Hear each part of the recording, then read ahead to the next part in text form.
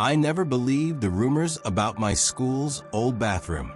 It was on the far end of the East Wing, past the music room, and nobody really went there. Teachers kept it locked most of the time, saying it was under maintenance. But every now and then, someone would say they saw the lights flicker on inside, even when the doors were chained shut.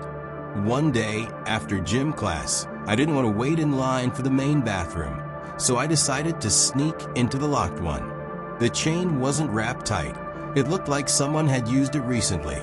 I pushed the door open, and the first thing I noticed was the smell.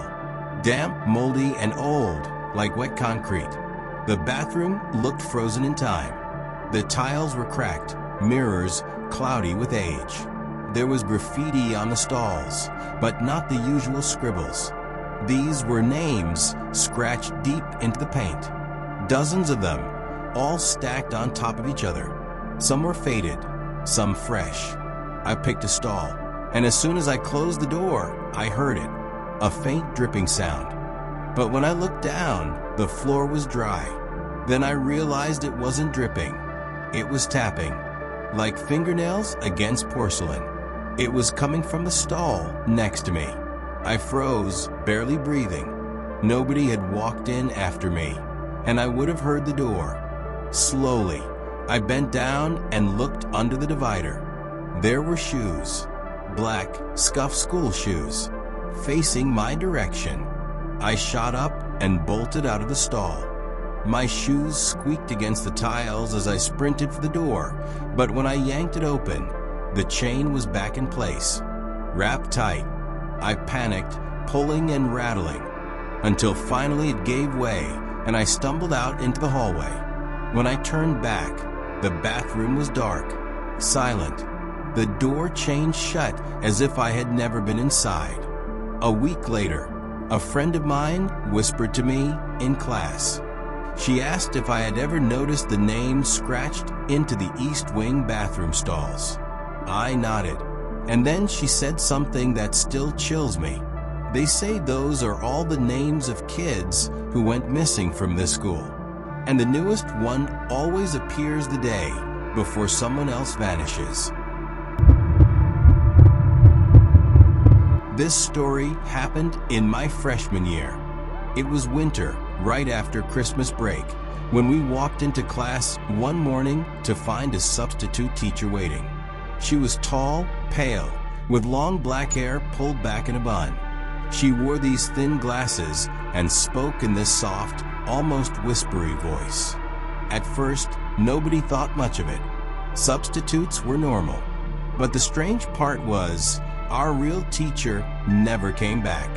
Every day, week after week, it was just her. We never got an explanation. No announcement. Nothing.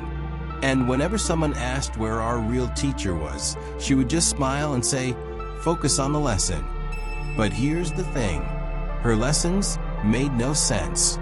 She never followed the textbook.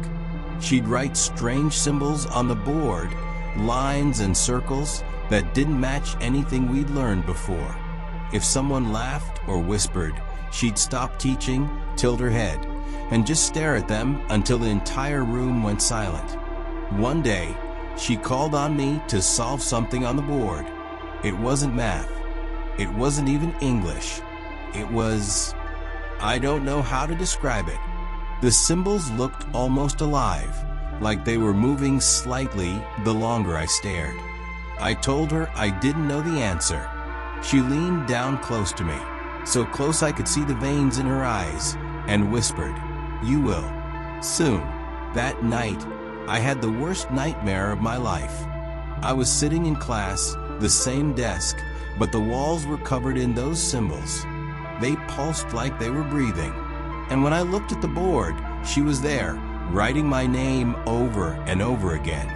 The next morning, I begged my mom to let me stay home. When I finally returned to school, the substitute was gone. Not transferred, not replaced, just gone. Our old teacher was back, like nothing had ever happened. When I asked her where she'd been, she looked confused and said she'd never left. To this day, nobody in my class remembers that woman's name. Nobody knows who she was or why she was there. But sometimes when I'm alone at night, I still dream of those symbols. And when I wake up, for a second, I swear I can hear her whisper, "You will, soon." My high school was built in the 1960s, and it had this creepy old basement that students weren't supposed to enter. It was where they kept broken desks, old supplies, and boxes of records. The janitors were the only ones with keys. At least, that's what we thought. One afternoon, I had detention for being late too many times. The teacher supervising us stepped out to take a call, and I noticed the hallway door across from the classroom was cracked open. It led down to the basement. I don't know what got into me, but I slipped out and went downstairs. The air grew colder the further I went. My footsteps echoed against the concrete walls. At the bottom, the lights flickered, casting long shadows against stacks of old furniture. I was about to turn back when I noticed something odd. A desk sitting in the middle of the basement, perfectly clean. Not dusty, not broken, just waiting. On top of it was a single open notebook. I walked closer and saw handwriting inside. Neat, careful handwriting. But what made my stomach drop was the date written at the top of the page.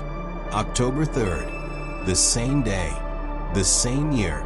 It was like someone had written in it just minutes earlier. Flipping through the pages, I realized it wasn't just notes.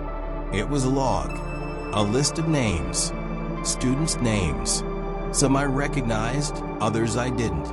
And next to each name was a single word, returned. I didn't understand what that meant until I heard footsteps behind me.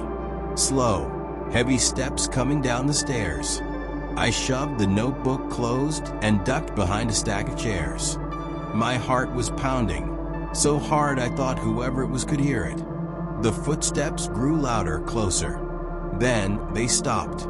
From my hiding spot, I could see the desk again. And I swear, right in front of my eyes, the notebook flipped open by itself. A pen lifted slowly, like an invisible hand was holding it. And then it wrote my name. I ran. I didn't care about being caught. I sprinted back up the stairs, shoved the door open, and didn't stop until I was outside the school. I never told anyone about it, but for weeks after, I kept checking the attendance sheet in class. And every time, I couldn't shake the feeling that my name wasn't just written there. It was written somewhere else too, somewhere in that basement, under the word returned.